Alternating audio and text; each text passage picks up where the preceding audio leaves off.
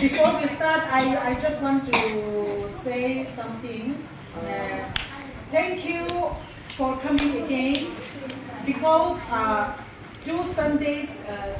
no one came here. Chẳng có trong vậy sao chúng mày làm với còn ở con đại của chúng ta làm một với tại sao mà dạ món hay còn mà cái món nên mình nói xong. And today is the first Sunday for this year. Sắp tới là 4 nữa không chẳng mày. So thank you so much for coming.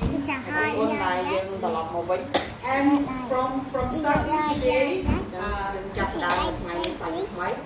You have to come every on Sunday, okay? Chẳng là dân vậy thì mà đồng tiếp cho chẳng mấy dân không thể làm một năm Try to come every Sunday. Bây giờ mà tìm tất bây giờ phải là thả bây giờ đại. Chẳng về đào thái bây giờ mình quan trọng hai. Okay, before we start, let's pray to God. Chẳng mình phải chấp đám những anh hành tấn. Còn như mà lên tài lán. Sẽ mà hành nhóm. Có quên rong trang thì mình cũng xong sàn càng bóng. Và em na trong cái sẽ đá là bóng. Có quên bóng sẽรับôn và còn bằng tầm lòng một quên. Hay có quên bóng sẽรับnăng chắc. Lúc vào sang mấy châu mà đó cô mẹ mẹ. Còn click đâu cái con năng chắc. Tại ra thì chắc bằng cái con tế. Và sắp làm thì năng chắc để mình chắc mấy con này. Được nghe ông cha với từ cùng ó với con bóng cho từng năng chắc có từng năng mày lúc chẳng sang chẳng on sắp tài là óในชุมพวงในตรงนั่นในชุมพวงtừ cùng mẹ nhẹ được nghe ở quay lại chỉ cả các cái năng chắc xong rồi từ cùng mẹ nhẹ hoặc một con cháu ở miếng sân khâm là bay ngủ này không chẳng mấy còn to tiền của sông bóng rồi chụp re cùng áo tô rồi chẳng không con rồi bóng từ cùng mẹ nhẹ bắt từ cùng mẹ nhẹ từ lại từ ba lại từ cùng mình ban từ lại mình ba mình vào được nghe ông cha ơi xong ông tự chụp re cái kim po là phong ai cũng quan bàn nòng kim toát ai cũng quan bàn những đặc nòng thắng mình chỉ chơi kia mình về về để ăn giáo được về phải cùng có bắt nên chỉ có po môi đó ông cha rồi là cũng có này con mình ăn tăng hai con cầm phong cái trâu như đi cứ cầm phong cái trâu là nó bà lan cầm phong cái trâu là nó chừng lúc này sẽ cái đây sập bầu sập bài ta cũng chơi mình làm bằng tầng để cho hai con trang ấy xong bọn mình chụp reo từ chui trên reo của con ở quạt bằng cho những cái này mình sẽ xài mình làm đó chia của giáo đào cụ quạt là cái số bọn support đào cụ quạt xong rồi mình còn để trang khai thì xong trúng chui của tiền quạt của quạt bằng nguyên của ta thì sẽ ba thì cũng lên xong bọn mình chụp reo và tiền po ở quạt bằng khơi thiên liêm là thuê để quạt bằng ba thì cũng bọn ai thuê để quạt là của vĩnh còn thường cả ông cha mà cái vùng là chìm chặt ông cũng có ông của sao có ông thì cũng sống ở Atihan nhưng mà tự nhiên thành trống một cũng nơi gần đại trường nam thì muốn sự sai một cái có ông mà tự nhiên ông một cha thì sẽ kêu tầm bông mấy. I am very lucky that I'm going to teach you on first Sunday. Chẳng con vật chiều miền Nam ở đây con bán trái tập bốn kêu hay đam cho năm đi. So we can say today, as today is the first Sunday, we can say that today is the New Year's message. Chẳng như anh về bàn thà ngày thứ chia ngày mai hai chia thà xa đặt từ môi ở dưới mặt bàn thà ngày mai bàn trầu một lần. Okay, the Bible verse that I want to read about this. How do you call Deuteronomy? Deuteronomy chapter 11. Nó không ra công ty thì thằng nắng.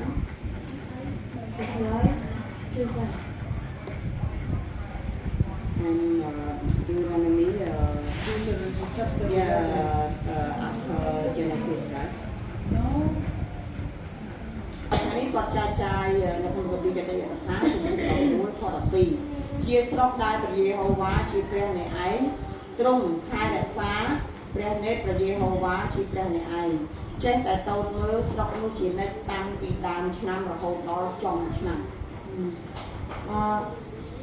In that Deuteronomy we just read we see that God cares the land of Israel personally. ចឹងបើយើងមើលក្នុងព្រះគម្ពីរចតយកថាយើងនឹងបានឃើញអំពីការការពាររបស់កូនបងទៅចំពោះប្រជាជនអ៊ីស្រាអែល Do you know why God cares Israel? ហើយបានព្រះអង្គខែបានព្រះអង្គការពារប្រជាជនអ៊ីស្រាអែលហ្នឹងអត់អី you know យើងមានដឹងខ្លះហេតុអី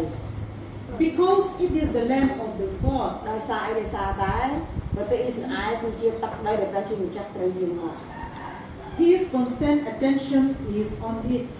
តែដោយសារអីដោយសារតែប្រទេសអ៊ីស្រាអែលឬក៏ហៅថាអ៊ីស្រាអែលគឺជាទឹកដីដែលព្រះអង្គត្រូវឈរជើងនៅទីនេះ from the beginning of the year until the end of the year he take care of Israel ចាអញ្ចឹងយើងអាចមើលឃើញពីខ12មិញហ្នឹងព្រះអង្គបានបញ្ជាក់ថាព្រះអង្គនឹងថែរក្សាតាំងពីអីគេដើមឆ្នាំរហូតដល់ចំឆ្នាំ The God's providential care and watchful eye are continuously over the land all the times ចាអញ្ចឹងបងមកបញ្ជាក់ដល់ថា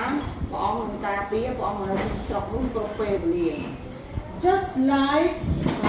God cares Israel ដូចគ្នាដែលព្រះអង្គបានការពារពួកយើងដូចជាអ៊ីស្រាអែលដូចគ្នា we the people also God cares us អញ្ចឹងមិនខានតែប៉ុណ្ណោះមិនមែនមានន័យថាព្រះអង្គការពារតែប្រជាជនអ៊ីស្រាអែលទេគឺយើងទាំងអស់គ្នាព្រះអង្គការពារទាំងអស់ and from God we receive His grace because of only grace and His kindness we can face this new year ចាអញ្ចឹងដោយសារតែប្រគុណរបស់ព្រះអង្គដោយសារតែភាពសប្បុរសរបស់ព្រះអង្គទើបធ្វើឲ្យពួកយើងមានមុខអង្គុយនៅទីនេះ so now you enter the new year because only of God ចាអញ្ចឹងយើងត្រូវចាំថាយើងមានឱកាសរស់ចូលមកក្នុងឆ្នាំថ្មីគឺដោយសារប្រគុណរបស់ព្រះអង្គ wherever we go whatever we do in our daily lives God watch us ចាអញ្ចឹងទោះបីជាយើងទៅកន្លែងណាទោះបីជាយើងរស់នៅកន្លែងណាក៏ដោយព្រះអង្គទ្រង់នៅជាមួយយើងគ្រប់ពេលវេលារបស់ព្រះអង្គ He knows very well about us ហើយព្រះអង្គទ្រង់ដឹងពីរឿងរ៉ាវរបស់យើងគឺលំអិតអត់ខ្ចោះ what we say what we do អ្វីដែលយើងនិយាយអ្វីដែលយើងធ្វើគឺព្រះអង្គដឹងអត់ so today we have to sacrifice our life to God ចាអញ្ចឹងប្រសិនបើព្រះអង្គការពារយើងដល់ម្លឹងទៅហើយយើងគួរតែថ្វាយជីវិតរបស់ខ្លួនយើងទៅកាន់ព្រះជាម្ចាស់ហើយថ្វាយការជឿជាក់របស់យើងទៅកាន់ព្រះ The old year is gone ហើយនិយាយថាឆ្នាំចាស់ត្រូវបានផ្លាស់ទៅហើយ we enter the new year ហើយឈានជើងដើរចូលមកក្នុងឆ្នាំថ្មី so maybe we did something wrong in the past year វាច្បាស់ណាស់តែនៅក្នុងឆ្នាំចាស់យើងអាចធ្វើអ្វីដែលខុសឆ្គងនៅក្នុងឆ្នាំចាស់ like we can say something wrong to others or if some like for example we are not living according to the Bible ចាហើយយើងអាចនិយាយទៅកាន់ឆ្នាំចាស់ថាពីមុនខ្ញុំបានធ្វើខុសនិងមិនធ្វើតាមនិងមិនដើរតាមព្រះគម្ពីរ so all the things that we did wrong was wrong អញ្ចឹងអ្វីក៏ដោយអស់ដែលយើងធ្វើខុសនៅក្នុងឆ្នាំចាស់ we don't have to enter the new year with the wrong things ហើយយើងកុំនាំការដែលយើងធ្វើខុសនៅក្នុងឆ្នាំចាស់រហូតចូលបដក្នុងឆ្នាំថ្មីយើងមិនធ្វើបន្តទៀតទេ we have to surrender our life to God ហើយយើងត្រូវនិយាយថាខ្ញុំសូមចុះចាញ់ទៅចំពោះព្រះអង្គត្រូវលើកដៃថាចុះចាញ់ទៅចំពោះព្រះអង្គ without him we are nothing ហើយប្រសិនបើគ្មានព្រះអង្គយើងគ្មានអ្វីទាំងអស់ only because of his grace we receive we are still live here យើងត្រូវចងចាំថាយើងរស់រានមានជីវិតដោយសារតែប្រគុណរបស់ព្រះអង្គតែមួយគត់ធ្វើឲ្យយើងមានជីវិតដល់ថ្ងៃនេះ okay in the New Testament សញ្ញាថ្មី Second Corinthians ក្រឹមខុស42នៅក្នុងព្រះគម្ពីរក្រឹមខុស42 chapter 5 verse 17 ពុក5 chapter 5 verse 17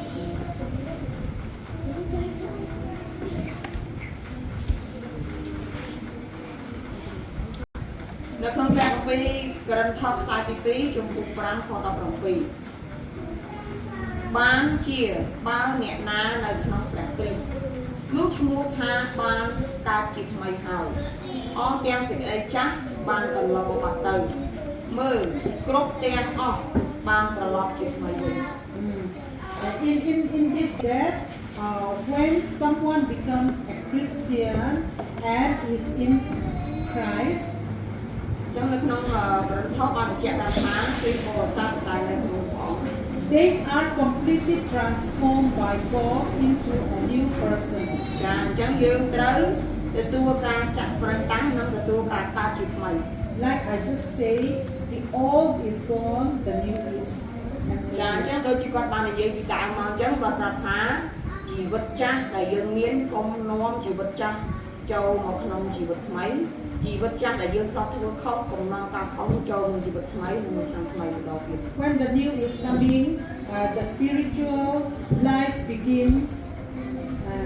where all habits are away ចាអញ្ចឹងយើងត្រូវដឹងថាជាការពិតយើងមិនអាចផ្លាស់ប្ដូរទម្លាប់បានទេប៉ុន្តែយើងអាចសំបងហើយយើងអាចផ្លាស់វាបានយើងអាចធ្វើវាបាន we have to put Christ center in our heart យើងចង់ធ្វើវាបានគឺគាត់បាននិយាយចឹងមានតែព្រះគ្រីស្ទមួយប៉ុណ្ណោះតែនៅក្នុងចិត្ត He knows our desire what we are thinking ហើយមកត្រឹមដឹងនៅអ្វីដែលយើងគិតនៅអ្វីដែលយើងសម្រេចចិត្ត everything is new ហើយត្រូវចង់ចាំថាគ្រប់យ៉ាងគឺត្រូវតែថ្មីបើមិនតាំងពីថ្មីយើងមិនអាចខ្លាចពីប្រសាទបានទេ so we have to repair the old one into a new so in the new year likewise I say before in the new year the old is gone and the new is coming ចាអញ្ចឹងដូចគាត់បាននិយាយអញ្ចឹងយើងត្រូវរៀបចំក្រុមខ្លួនចាក់ចេញពីជីវិតចាស់ចាក់ចេញពីឆ្នាំចាស់ហើយចូលមកនៅក្នុងជីវិតថ្មីវាហៅថាឆ្នាំថ្មី so we have to live our life new and we have to make new to God all is gone the new is coming ចាអញ្ចឹងយើងត្រូវរស់នៅក្នុងជីវិតជាថ្មីកើតជាថ្មីមិនមែនជីវិតចាស់ក្នុងទេ so today what we have to do is let us all repent our sin ចាអញ្ចឹងថ្ងៃនេះអ្វីដែលគាត់ចង់និយាយសំខាន់មែនតើយើងត្រឡប់មកវិញគឺយើងសារទៅទៅចំពោះព្រះអង្គ that we did last year អ្វីដែលយើងធ្វើកាលពីឆ្នាំចាស់ let's have a new life ហើយសូមឲ្យព្រះអង្គបានផ្លាស់យើងទៅជាជីវិតថ្មីនៅក្នុងជីវិតថ្មីឆ្នាំថ្មី from this new year ចាចាប់ពីពេលឆ្នាំថ្មីតទៅ so more than last year let's give our heart to God this year as the new year is made for us ចាអញ្ចឹងយើងត្រូវបន្ថែមជីវិតថ្មីរបស់យើងនៅក្នុងឆ្នាំថ្មីថែមហើយថែមទៀត so we have to pray to God ហើយយើងត្រូវអធិដ្ឋានទៅកាន់ព្រះអង្គឲ្យខ្លាំងក្នុងឆ្នាំថ្មី to repent our sins ហើយយើងត្រូវ Powered on the device. Scan ទៅចំពោះព្រះអង្គនៅឆ្នាំថ្មីនៅឆ្នាំចាស់ដែលយើងបានធ្វើ whatever we did before ហើយនៅអ្វីដែលយើងបានធ្វើកន្លងមក this new I hope this new year ចាំគាត់សង្ឃឹមថាឆ្នាំថ្មីនេះនៅទីនេះយើងនឹងធ្វើខ្លួនឲ្យល្អដើម្បីទទួលយកឆ្នាំថ្មី more blessings from God than last year ហើយនៅក្នុងឆ្នាំថ្មីនេះសូមឲ្យយើងមានពរខ្លាំងជាងឆ្នាំចាស់ទៀត but we need to pray to God តែមុននឹងមានពរយើងត្រូវអធិដ្ឋានទៅកាន់ព្រះអង្គ all the times គ្រប់ពេលវេលា so as the new year comes you have to make you new ចាអញ្ចឹងសូមឲ្យឆ្នាំថ្មីមកដល់សូមឲ្យយើងទទួលយកនៅជីវិតថ្មីការផ្លាស់ប្ដូរជីវិតថ្មីនិងការទៅមានពរ You got this. we are thinking ហើយការគិតរបស់យើង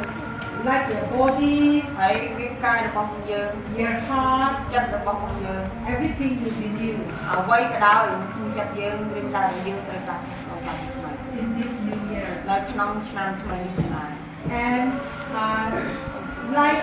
you are a student ចាត្រូវយើងជាសិស្សត្រឹមត្រូវ every day we went to school អញ្ចឹងយើងទៅសាលាជារៀងរាល់ថ្ងៃ so like the new year like you enter the new year ចាអញ្ចឹងហើយយើងដែរពេលដែលយើងទៅសាលារៀនគឺយើងត្រូវទៅថាយើងត្រូវបានចាប់ផ្ដើមឆ្នាំថ្មី you don't have to continue doing the wrong things to យើ your ងឈប់ friends. យើងឈប់ធ្វើការខុសឬក៏ការអាក្រក់ចំពោះមិត្តភក្តិយើងបន្តទៀត Don't be lazy studying your ហើយកុំ lesson. ខ្ជិលក្នុងការរៀន So you have to refresh yourself, ហើយយើងត្រូវធ្វើអារម្មណ៍យើងឲ្យសុខស្មារតីក្នុងការរៀនជាឆ្នាំទៅ encourage yourself. ហើយយើងត្រូវលើកទឹកចិត្តខ្លួនឯង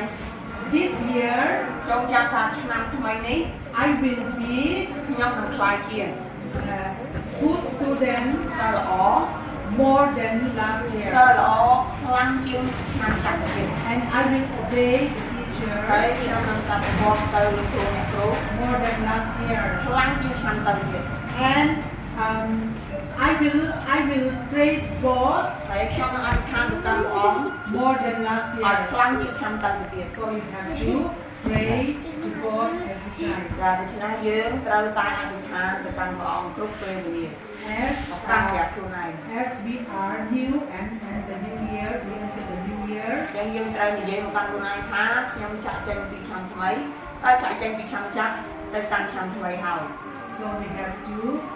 have good thinking. យើងត្រូវគិតអ្វីដែលល្អចំពោះគ្នាទៅ You វិញ need ទៅ to មក have a good heart ហើយយើងត្រូវមានចិត្តដែលស្អាត and បេះ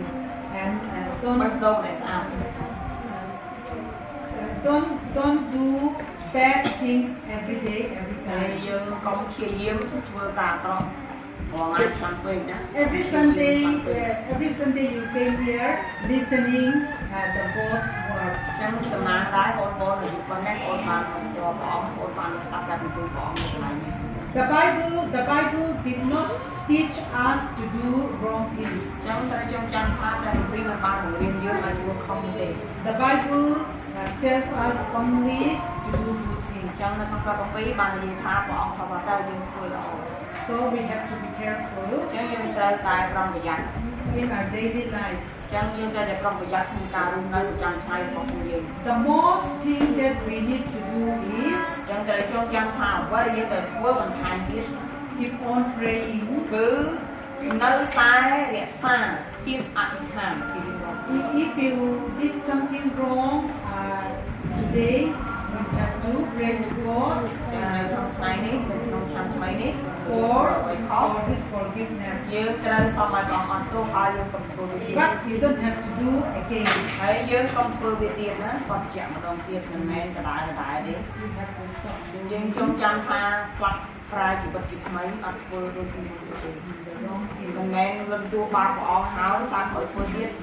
សាប់ឲ្យធ្វើទៀតព្រះអង្គនឹងស្ដាប់ទេព្រះអង្គនឹងស្ដាប់តែវាចោលពិបាក Okay, this morning, as this is the first Sunday of the new ចា year, យើងចាំថាសប្តាហ៍នេះគឺជាសប្តាហ៍ទី1នៃឆ្នាំថ្មី I want everyone ក៏ចង់យើងអស់គ្នា to pray to God អធិដ្ឋានទៅកាន់ព្រះអង្គ to surrender our ហើយ lives អធិដ្ឋានទៅកាន់ព្រះអង្គហើយប្រាប់ព្រះអង្គថាទូលគុំសូមបន្ទាបខ្លួននឹងចិត្តចាញ់ទៅចំពោះព្រះអង្គហើយសូមប្រពោពីព្រះអង្គ ask for His providence ហើយសូមឲ្យព្រះអង្គធ្វើឲ្យយើងមានទំនុកចិត្តមានភាពកក់ក្ដៅ and ask for His forgiveness. ហើយសូមឲ្យព្រះអង្គបានលើកលែងទោសក្នុងជីវិតចាស់ So ឆ្នាំឆ្នាំ we'll pray all យើង together អធិដ្ឋានទាំងអស់គ្នា and to ask forgiveness. ហើយយើងអធិដ្ឋានយើងសូមឲ្យព្រះអង្គអត់ទោសហើយយើងសូមឲ្យព្រះអង្គអត់ទោសនៅទង្វើដែលយើងបានធ្វើការពីជំចាស់ After we finish praying, អញ្ចឹងបន្ទាប់ពីយើងអធិដ្ឋានចប់ we'll say យើងនឹងនិយាយអបវរវេដាទាំងអស់គ្នាដែរ Okay, let's all stand up. តែយើងក្រោកឈរយើងអធិដ្ឋានជាមួយគ្នា You have to pray to God by yourself, okay? អញ្ចឹងដំបូងយើងបញ្ជាក់ម្ដងទៀតណាយើងនិយាយខ្លួនឯងយើងនិយាយខ្លួនឯងហើយខ្ញុំនឹងអធិដ្ឋានចប់ហើយបន្តមកយើងនឹងបញ្ចប់ជាមួយអធិដ្ឋានវេដា Our sister will close the prayer and after that we pray together. ចឹងយើងតន់ហ្នឹងណាយើងអធិដ្ឋានផ្ទាល់ខ្លួនហើយបន្ទាប់មកពេលយើងអធិដ្ឋានចប់ like this. ខ្ញុំនឹងអធិដ្ឋានបញ្ចប់ហើយយើងនិយាយអបវរវេដាទាំងអស់គ្នា 1 2 3 Close your eyes and សូម just បិទភ្នែកហើយនិយាយទៅកាន់ព្រះអង្គក្នុងឆ្នាំថ្មី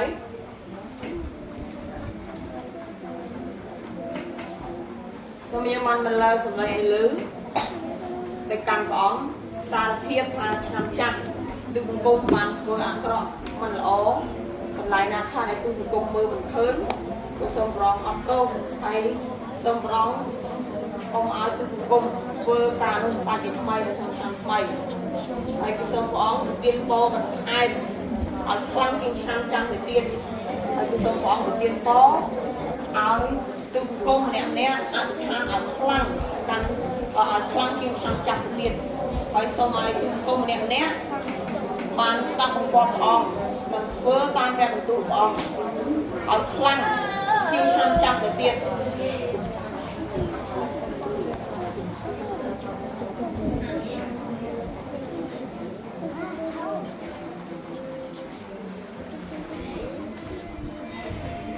តែអំណាចcủaប្រទេសស្ដាររបស់ព្រះអង្គគឺបង្គំសំទៅក្នុងដៃឡើងប្រាក់ស្វែងរកព្រះអង្គថ្មីសេរីសុខដីក្នុងសុភមង្គលដល់បង្គំទាំងអស់គ្នា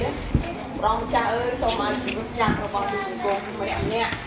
បានកប់ទៅក្នុងពួកដ៏ជ្រៅមិនអាចងើបបានសូមឲ្យជីវិតចាស់របស់ទូបង្គំម្នាក់បានកន្លងបាត់ទៅស្មើនឹងលេខសូន្យសូមឲ្យជីវិតចាស់របស់ទូបង្គំម្នាក់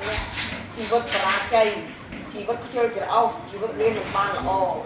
ជីវិតមិនស្ដាប់បង្គាប់ឪពុកម្ដាយជីវិត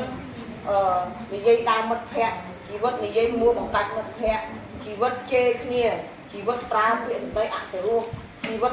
មិនល្អចិត្តមិនល្អផ្នែកមិនល្អមាត់មិនល្អអារម្មណ៍មិនល្អខួរក្បាលមិនល្អនៅក្នុងឆ្នាំចាស់សូមព្រះអង្គលុបចោលឲ្យស្មើលេខសូន្យសូមព្រះអង្គដូចជាព្រះលុបចោលនៅជីវិតអស់សង្ឃឹមនៅជីវិតដែលដាក់បណ្ដាសាខ្លួនឯងសូមព្រះអង្គលុបចោលនៅជីវិតចាស់ដែលទូបង្គំខ្វះភាពក្លាហានសូមព្រះអង្គលុបចោលនៅជីវិតចាស់ដែលទូបង្គំខ្វាយខ្វល់តែពីរឿងគេតែចិត្តមិនបានចិត្តពីខ្លួនឯងសូមព្រះអង្គលុបចោលអង្គទាំងជីវិតបណ្ដាសាដែលទូបង្គំមើលមិនឃើញនៅកន្លែងណាមួយសូមព្រះអង្គលុបចោលអស់ទាំងជីវិតចាស់ដែលបងប្អូនតែងតែខ្លាចខ្មោចដែលបងប្អូនតែងតែនៅក្រោមនឹមរបស់វិញ្ញាណអាក្រក់នឹមអរិយសាតាំងសូមព្រះអង្គដូចជាព្រះលុបចោលនៅជីវិតឆ្នាំចាស់ដែលពួកគាត់មានមិនល្អទាំងបានសូមព្រះអង្គលុបចោលនៅជីវិតឆ្នាំចាស់ដែលខ្ជិលអធិដ្ឋានសូមព្រះអង្គលុបចោលនៅជីវិតឆ្នាំចាស់ដែលខ្វះការអធិដ្ឋាននិងមិនបានយកព្រះអង្គធ្វើជាទី1មុនពេលធ្វើកិច្ចការងារអ្វីក៏ដោយសូមព្រះអង្គលុបចោលនៅជីវិតឆ្នាំចាស់ដែលទូបង្គំធ្វើឲ្យប៉ះពាល់ទៅដល់កិត្តិនាមនិងកិត្តិយសរបស់ព្រះព្រះជាម្ចាស់ដោយសារតែការប្រព្រឹត្តរបស់ទូបង្គំមិនល្អសូមព្រះអង្គលុបចោលនៅជីវិតដែលទូបង្គំគិតថាអ្វីគ្រប់យ៉ាងត្រឹមត្រូវប៉ុន្តែព្រះអង្គបានមានបន្ទូលថាត្រូវវិខុសពីស្រេចនៅលើព្រះជាម្ចាស់សូមព្រះអង្គលុបចោលនៅជីវិតដែលខ្វះសុភមង្គលសូមព្រះអង្គលុបចោលនៅជីវិតសម្រាប់គ្រប់គ្នាជាពិសេសខ្ញុំសូមអធិដ្ឋានសម្រាប់ភាពផងដែរសូមព្រះអង្គលុបចោលអស់ទាំងជីវិតអពមង្គលនិងក្រុមភ្ញៀវសូមព្រះអង្គលុបចោលអស់ទាំងជីវិតភ័យខ្លាចនិងអស់សង្ឃឹមនិងក្រុមយុវជនផងដែរសូមព្រះអង្គលុបចោលអស់ទាំងភាពអស់សង្ឃឹមដែលពួកគាត់គិតថាពួកគាត់មិនដឹងទៅជាយ៉ាងណាសូមព្រះអង្គលុបចោលនៅការអស់សង្ឃឹមជាច្រើនដែលពួកគាត់បានជួបហើយជាពិសេសសូមព្រះអង្គលុបចោល